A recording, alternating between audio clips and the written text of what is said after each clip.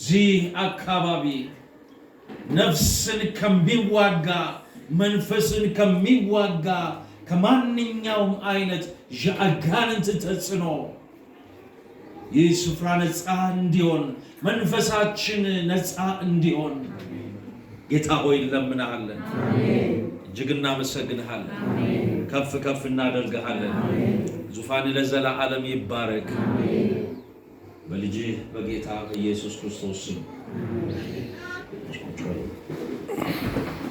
ቅድም የተነበበልን ክፍል የማርቆስ ወንጌል ምዕራፍ 11 ከቁጥር 1 እስከ 11 ያለው ይሆናል። የዛሬ ወንጌል የተመደበው በቤተ ክርስቲያናችን ካላንደር መሰረት የጌታ ወደ ቤተ መቅደስ መምጣት ይላል። በካላንደር ላይ የተሰጠው ርዕስ ግን ሐሳቡ ደግሞ ቀጣይ ለሳምንት በተመደበው ላይ ዘርዘር ያለ ሐሳብ ያስቀመጠ ይሆናል። ግን ይሄን ክፍል እግዚአብሔር በረዳን መጠን እናያለን።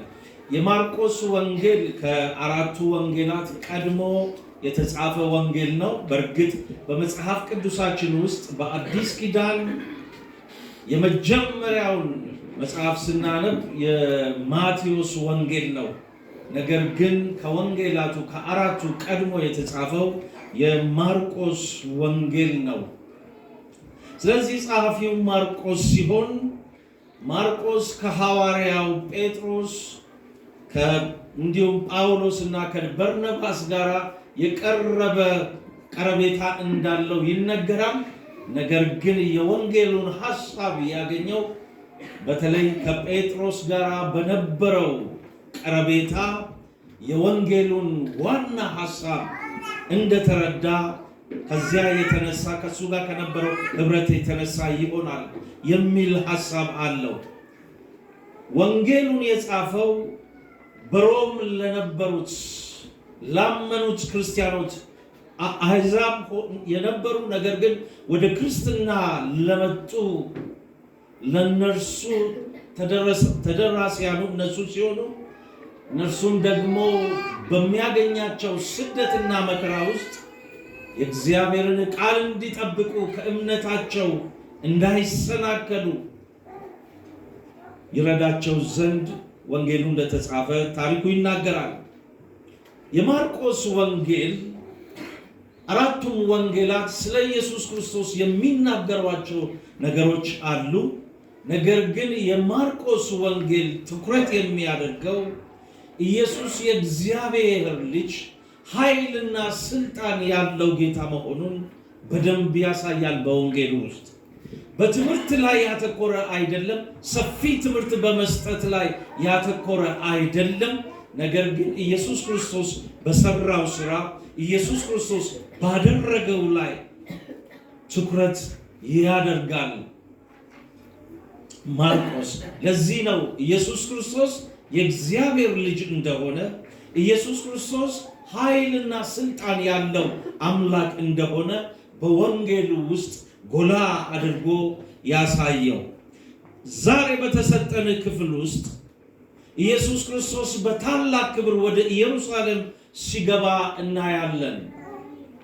ወደ ኢየሩሳሌም መግባቱ መከራን ለመቀበል ሕይወቱን መስዋዕት ለማድረግ ለሰው ልጆች ሕይወቱን መስዋዕት ለማድረግ ወደ ኢየሩሳሌም የመጣበት ጊዜ ነው። ከሳምንት በኋላ በሕይወቱ ላይ የደረሰውን በሕማማት ጊዜ በቀጣይ ሳምንታት ያ ሁሉ የሚወሳ ይሆናል። ነገር ግን በዛሬው ክፍል በተመደበው ክፍል ግን ጌታ ኢየሱስ ክርስቶስ በታላቅ ክብር ነው ወደ ኢየሩሳሌም የገባው። ቀድሞ ወደ አንዲት መንደር ሁለቱን ደቀ መዛሙርት ላከ ይላል። ሄዳችሁ ሰው ያልተቀመጠበትን የአህያ ውርንጫ አምጡልኝ እፈልጋታለሁ ብሎ ይናገራል። በዚህ ውስጥ መለኮታዊ አዋቂነቱን የማዘጋጀት ኃይል እንዳለው የማወቅ ስልጣን እንዳለው በዚህ ክፍል እንረዳለን። ሂዱ፣ ማንም ሰው ያልተቀመጠበትን የአህያ ግልገል ውርንጫ ታገኛላችሁ፣ የታሰረች ናት፣ ሂዳችሁ አምጡልኝ። ወደ ሌላ መንደር ነው የላካቸው። የት እንደታሰረች ያውቃል። ማንም እንዳልተቀመጠባት ያውቃል። ሰዎች ሊጠይቋችሁ ይችላሉ። ለምን ትፈታላችሁ ልትባሉ ትችላላችሁ። ነገር ግን ለጌታ ያስፈልገዋል በሏቸው ብሎ ተናገራቸው። ሁለቱም ደቀ መዛሙርት ሄደው እንዲሁ ጌታ እንዳለ ተጠየቁ። የአህያይቷንም ውርንጫ ይዘው መጡ። ልብስ አለበሷት ይላል። ሰዎች ደግሞ ልብሳቸውን እያወጡ አነጠፉላት በመንገዷ ላይ። እንደገናም ደግሞ የዛፍ ቅጠልን እየቆራረጡ በመንገዷ ላይ አነጠፉ ይላል። ኢየሱስ ክርስቶስ በአህያይቱ ላይ ተቀመጠ። ጌታ ኢየሱስ በዚች በአህያይቱ ላይ እንደተቀመጠ ይናገራል። አህያን የመረጠበት ምክንያት አለው። በዘካርያስ ምዕራፍ 9 ቁጥር 9 ላይ የተጻፈው ይፈጸም ዘንድ ኢየሩሳሌም ሆይ ደስ ይበልሽ፣ ጽዮን ሆይ ደስ ይበልሽ፣ ንጉሥሽ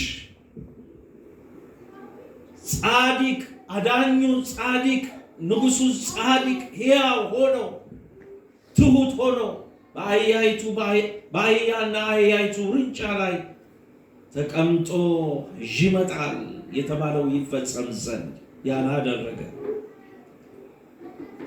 በፈረስ ላይ አይደለም። ፈረስ በጦርነት ይታወቃል። ነገር ግን በአህያይቱ ውርንጫ ላይ ጌታ ኢየሱስ ተቀመጠ። ንጉሥ ሆኖ ሳለ፣ አዳኝ ሆኖ ሳለ፣ ኢየሱስ ክርስቶስ ታላቅ ሆኖ ሳለ ዝቅ ብሎ በአህያይቱ ላይ ተቀመጠ። አህያይቱ ታዛዥ፣ እሺ የምትል ሲቀመጥባትም ያልነገመች ኢየሱስ ክርስቶስን በክብር ይዛ እሷም ጨርቅ እየተነጠፈላት ሆሳዕና በጌታ ስም የሚመጣ የተባረከ ነው እየተባለ ኢየሱስ ክርስቶስ በታላቅ ክብር ወደ ኢየሩሳሌም ገባ። ዛሬ ክፍሉ በዚህ ላይ የሚናገር ነው። እንግዲህ ጌታችን ኢየሱስ ክርስቶስ አዳኝ ሆኖ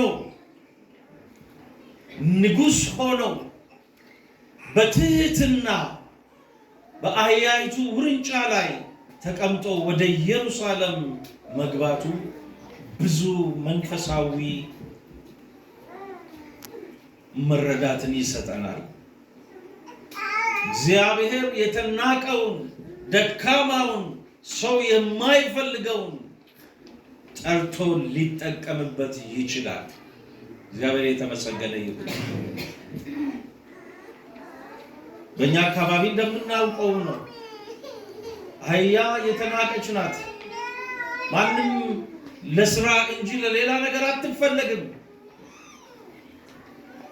ይህ ጌታ ኢየሱስ ክርስቶስ ዝቅ ብሎ መምጣቱ ኃጢአተኛ የሆነውን የሰው ልጅ በኃጢአት እስራት የታሰረው ሰው ጌታ ኢየሱስ ዝቅ ብሎ ወደ ኃጢአተኛ ሰው መምጣቱ በሰው ሕይወት መክበሩን ነው የሚያሳየው። በሰው መጠቀሙ። ለዚህ ነው ያስፈልጉታል በሉ። ማንም ቢጠይቃችሁ አህያይቱን ለምን ትፈታላችሁ ተብላችሁ ብትጠየቁ ለጌታ ያስፈልገዋል በሉ ይላል። እግዚአብሔር የተመሰገነ ነው። የእግዚአብሔር ምርጫና የሰው ምርጫ የተለያየ ነው። እግዚአብሔር ዓለምን ሊያሳፍር ከዓለም የተናቀው ደካማውን ነገር ነው የመረጠው። ሐዋርያው ጳውሎስ እንደሚናገረው ኢየሱስ አዳኝ ንጉሥ ሆኖ ዝቅ ብሎ ወደ ኃጢአተኛ ሰው ሕይወት መምጣቱ ወደ እኔና ወደ እናንተ ሕይወት መጥቷል። ያን ደግሞ በእኛ ሊከብር፣ በእኛ ሊታይ፣ በእኛ ሊጠቀም። ስለዚህ እግዚአብሔር ማንንም አይንቅም ይላል። ለዚህ ነው ብዙዎችን ከእስራታቸው ፈቶ ብዙዎችን ከኃጢአታቸው አጥቦ ሁላችንንም ቤተ መቅደሱ ያደረገ። እግዚአብሔር የተመሰገነ ይሁን።